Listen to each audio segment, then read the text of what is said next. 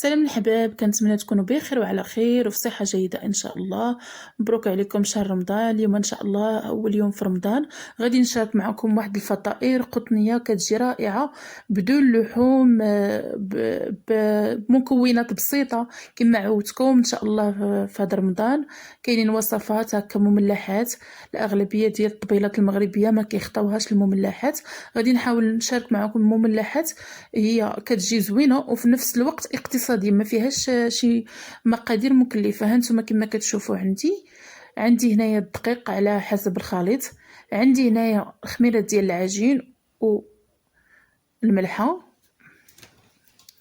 وعندي سكر سنيده كما قلت لكم، ومعلقه ديال الخميره ديال العجين كما كتلاحظوا، وعندي نص كاس ما بين الزيت البلديه والزيت الروميه، وعندي 2 كيسان الا ربع ديال الماء دافئ.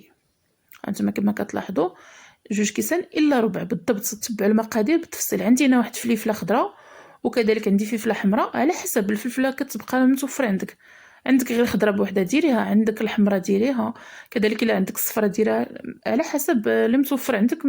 ماشي بالضروره ديري نفس الفلفله اللي درت انا، الفلفله اللي متوفره عندك كديريها. عندي الموتزاريل وعندي الفرماج الحمر. كما قلت لكم هاد الوصفه راه مملحات زوينين، كتجي قطنيه. وعندي كذلك واحد البيضه نسيت ما قدمتهاش معكم، قلت لكم كيجوا قطنيين، ما فيهم شي حاجه مكلفه، ما فيهم لا طون لا دجاج لا دند لا اي حاجه، كيجوا بدون لحوم. ان شاء الله غير تبعوا الوصفه من الاول حتى الاخير، غادي يجيكم ناجحه من اول تجربه. كما قلت لكم في هذا رمضان الوصفات وهذا ضروري نكثر لكم الفيديوهات ديال المملحات، الكراتان، اي حاجه انها كتوجد في الطبيله ديال رمضان. كما كتلاحظوا درت كاس 2 كيسان الا ربع ديال الماء دافي، غادي ندير عليهم معلقه ديال خميره العجين، الخميره الفوريه، وكذلك غادي ندير عليهم معلقه صغيره ديال السكر سنيده. كما كتلاحظوا كما قلت لكم درت في اول حاجه درت 2 كيسان الا ربع ديال الماء دافي، ضروري يكون الماء دافي. كتضيف عليهم معلقه ديال خميره العجين، معلقه كبيره، وكتضيف عليهم معلقه صغيره ديال السكر سنيده، وتخلطي الخليط ديالك بهذه الطريقه باش ينسجموا لك عفوا المقادير مع بعضياتهم. كما كتلاحظوا كما قلت لكم غير تبعوا خطوه بخطوه، غادي يجيكم الناجح من اول تجربه، وغادي يعجبوا لا الكبار لا الصغار الوليدات. بالنسبه للوليدات ديالك الا ما تاكلوش الفلفله وهذا غادي ياكلوها بهذه الطريقه. كما كتلاحظوا عندي هنايا نص كاس ما بين الزيت البلديه والزيت الروميه، الا ما متوفرش تقدري ديري غير الزيت النباتيه. كما كتلاحظوا نعاود نخلط العناصر مع بعضياتها، وضروري البنات من واحد اللايك واحد الكومونتير باش ان شاء الله كنحس بالتفاعل ديالكم اللي كيحفزني نحط اكثر واكثر ديال الوصفات. الا كنلقى اللايكات ديالكم الكومونتيرات كتفرحوني وكنعطيني وكيشجعني انني نوض ونصور فيديوهات ونقلب لكم على الجديد. كما كتلاحظوا كنضيف هنايا الملح، تقريبا الملح كتبقى على حسب الذوق، كميه قليله من الملح، ما تحاولي ما تكثريش الملحه.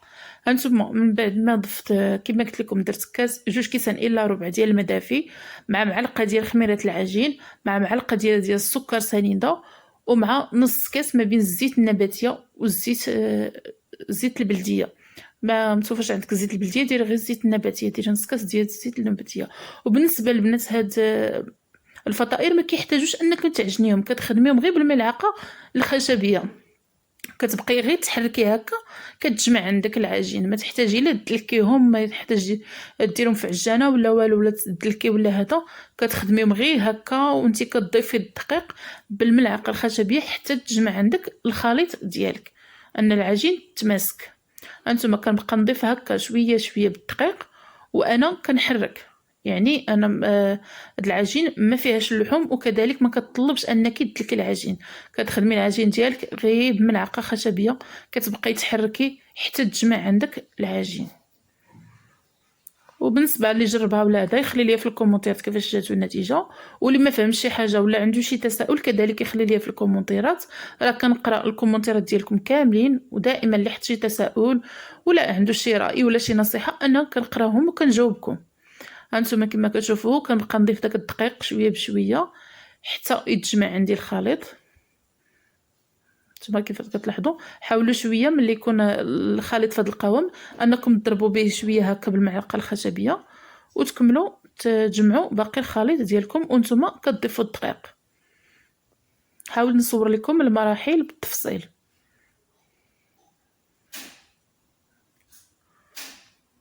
كما كتلاحظوا ان الخليط بدا كيتماسك.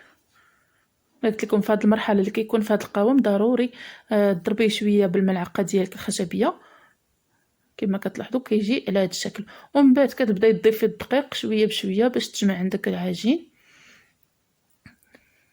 كما قلت لكم غير جربوهم غادي يوليو معتمدين عندكم، حيت فطائر اقتصاديه يعني ما فيهمش شي حاجه مكلفه، فيهم غير الفلفله والفرماج، يعني ما فيهمش لا لحوم لا طون لا داند لا سوسيت لا والو، انهم كيتخدموا غير بالفلفله حلوه والفرماج. هانتوما البنات من بعد ما جمعات العجين عندي هكا، هانتوما كيفاش كيجي القوام ديالها. كتحاولوا ما تكثروش ليها الدقيق انه تكون العجين متماسكه.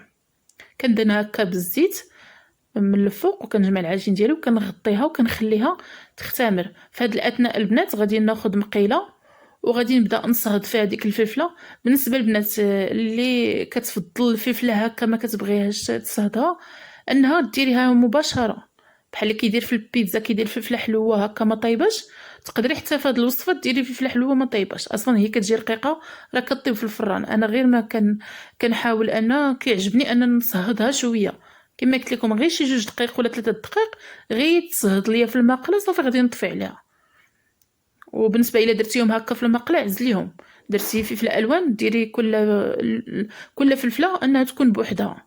هانتوما بنات غير غادي نصهدها شويه 2 دقائق هكا كنحس بها تصهدات صافي كنحيدها ما كتخليهاش كطيب. وكما قلت لكم اللي كيفضل الفلفله حلوه تبقى خضراء هكا ويستعملها نيشان يديرها زعما. هانتوما البنات غير كتصهد ليا بحال هكا صافي كنكون في هذه الاثناء طفيت عليها البوطه وكندير كذلك الفلفله حمراء. نتوما حتى هي كذلك غير غادي نحركها شويه 2 دقائق 3 دقائق صافي انك كتطفي عليها البوطه ديالك. ما كتلاحظوا كما قلت لكم دائما كنحاول نشارك معكم هكا وصفات مجربه اللي ما غاديش تحشمك انها غادي تصدق لك من اول تجربه. ما كنحط لكمش انا شي وصفه الا ما جربتهاش نهائيا. هانتوما البنات من بعد ما اختمرت عندي العجين كما كتشوفوا القوام ديال العجين تبارك الله جات بحال هكا كتشوفها كتقولي واش دلكتيها ولا هذا، وهي راه خدمتها غير بالمعلقه الخشبيه. كما كتشوفوا القوام ديال العجين غادي نحاول دابا نخرج منها الهواء اللي فيها وغادي نبدا نقسمها كريات. هانتوما كما كتلاحظوا غنبدا نقسم العجين ديالي هكا كنحاول نديرهم متساويين نديرهم قد غنبدا نقسمهم كاملين بهذه الطريقه وحده وحده وكنبدا نسد في اللاطه كما كتلاحظوا الشكل ديالهم. وانت كتحكمي في الحجم، بغيتي ديريهم هكا كبار ديريهم، بغيتي ديريهم موين ديريهم، بغيتي ديريهم صغارين كتصغري الحجم ديال العجين عندك. انا درتهم هكا موين. لا كتفضلي ديريهم كبار كتقطعي العجين تكون شويه السمك ديالها كبير. هانتوما البنات كما كتلاحظوا كنحاول نبسطهم هكا، ولكن كما كتلاحظوا جاوني كثار في الطاوه لهذا غادي نقسمهم، غادي نعاود نقسمهم في 2 طاوات باش كما كتلاحظوا في الفرن كيتزاد الحجم ديالهم باش ما يتلتصقوش ليا. كما كتلاحظوا جاوني كثار هكا في الطاوه غادي نقسمهم في طاوه اخرى كما كتشوفوا باش ما يلتصقوش ليا في الفران. هانتوما البنات كناخذ دوك الكريات من بعد ما حطيتهم كنبسطهم هكا شويه كما كتلاحظوا بهذه الطريقه باطراف الاصابع. وديجا الفران يكون عندكم سخون من قبل. بالنسبه للفران انا عندي فرن غازي كنشعل غير الفران غير من التحت وكنديرهم الفوق حتى يطيبوا ليا تماما وكننزلهم لتحت يتحمروا صافي راه كيكونوا واجدين. كما كتلاحظوا كنحاول نبسطهم هكايا بهذه الطريقه كما كتلاحظوا في الفيديو. وغادي نكمل نحط معكم باقي العناصر. غادي ندير الفرماج، غادي ندير الموتزاريل، غادي ندهنهم هو الاول بالبيض. بالنسبه كديري عندك صفر بيضه كديري مع اما شويه ديال الخل اما مع شويه ديال السكر سنيده باش تحيد لك هذيك الزفوريه ديال البيض. كما كتلاحظوا كناخذ داك صفر بيضه اللي درت معاه شويه ديال سنيده، ولا كذلك تقدري ديري معها قطرات ديال الخل، وكتبداي دهني العجين بهذه الطريقه. غادي نستمر انني ندهنهم كاملين كما كتلاحظوا. وكذلك كما كنقول لكم دائما اللي عنده شي اقتراح ديال شي وصفات ولا هذا يخليهم ليا في التعليق، راه كنقرا التعليق ديالكم. هانتوما البنات من بعد ما دهنتهم هكا بالبيض كناخذ هنايا فروماج حمر، وكناخذ نكمل بحال هكا نديرو لهم كاملين. وكذلك غادي نضيف عليهم حتى الفرماج الموتزاريلا والفلافل اللي شحرتها من قبل في المقله. نتوما غنستمر بهذه الطريقه حتى ندير لهم الفرماج كاملين. غادي نضيف دابا الفرماج ديال الموتزاريلا كما كتلاحظوا. كما قلت لكم البنات ضروري من واحد اللايك، ما خسرتي والو انك كتفرجي في الفيديو وكديري ليا واحد اللايك، وبارطاجيو ليا القناه مع الاهل والاحباب ان شاء الله باش تعم الفائده وتكبر القناه ديالنا. ومرحبا بالناس الجداد اللي دخلوا معنا في القناه، ان شاء الله القناه كلها استفاده. هانتوما البنات من بعد ما درت لها داك الموتزاريلا غنبدا دابا نحط الفلافل. غادي ندير فلفله حمراء ونوزعها عليهم كاملين، عاد باش من بعد غادي ندير عليها الفلفله خضراء. كما قلت لكم الفلافل اللي متوفره عندك، كانت عندك غير خضره بوحدها ديريها، كانت عندك الحمراء ديريها على حسب المتوفر عندك، ما تكلفيش على راسك. هانتوما كندير دابا ديك الفلفله الخضراء. وكذلك كما قلت لكم الا كتفضلوا الفلفله كتبقى هكا طريه ما كتبغيوش تشحروها في المقله كتقدري تستعمليها هكاك. انا ما كنفضلهاش بهكاك، كنحاول دائما انني نصهدها في المقله، لا بالنسبه للبيتزا لا بالنسبه انا كنستعملها في الفطائر. هانتوما البنات كنضيف داك الفرماج ديال الموتزاريلا كذلك من الفوق بهذه الطريقه، غنضيفو لهم كاملين. وكذلك غادي نكمل داك الفرماج الاحمر اللي بقى ليا، غنستمر هذه الطريقه حتى نديرهم كاملين. كما قلت لكم من قبل انا عندي فور الغاز شعلت ليه غير من التحت حتى يسخن، وكندير اللاطه ديالي حتى يطيبوا ليا وكنهودو من التحت حتى يطيبوا تماما انهم كيتحمروا كلشي. كتهوديهم من التحت شويه يتحمروا صافي. كتاخذي البنات هنايا شويه الزعتر وكديري عليهم هكا من الفوق. نحاول نديرهم ليهم كاملين كما كتلاحظوا، غير شويه الزعتر هكا ولا الزعتره اللي متوفر عندك انك كديرهم في الفوق. والا ما كانش ما كيعجبكش ما ديريش في هذه المرحله، الا ما متوفرش عندك ولا ما كيعجبكش فيه الزعتر بحال هكا في الفطائر ما ديريش، غير هو كيخلي واحد النسمه زوينه. انتما كما كتلاحظوا دابا غادي ندخلهم للفرن وان شاء الله نوريكم الشكل النهائي ديالهم كيفاش كيجيو. هانتوما البنات كما كتلاحظوا ما شاء الله جاو غزالين الشكل النهائي ديالهم. من بعد ما كنخرجهم في الفران كناخذ شويه ديال الزيت البلديه وتندهنها هكا بالشيته من الفوق انها كتعطيهم ديك اللمعه وكتعطيهم كذلك مذاق زوين. هانتوما كما كتشوفوا راه مهويين ورطبين ما شاء الله كيجيو غزالين يعجبوا الكبار والصغار. كما كتلاحظوا غادي نحاول كذلك نحل معكم وحده باش تشوفوا العجين كيفاش كتجي من الداخل، كيجيو رطبين ان شاء الله. غير جربوهم ما غاديش يحشموكم. بالنسبه للطبيلات ديالكم ديال رمضان انكم تنوعوا هكا في الوصفات. هانتوما كما كتشوفوا ما شاء الله راه كيجيو رطبين ومهويين. كما قلت لكم ملي كتخرجوهم من الفران وهما باقيين سخان كتاخدي شويه ديال الزيت البلديه وديريه هكا في الشيته وكتبقاي دهني لهم هكا من الفوق.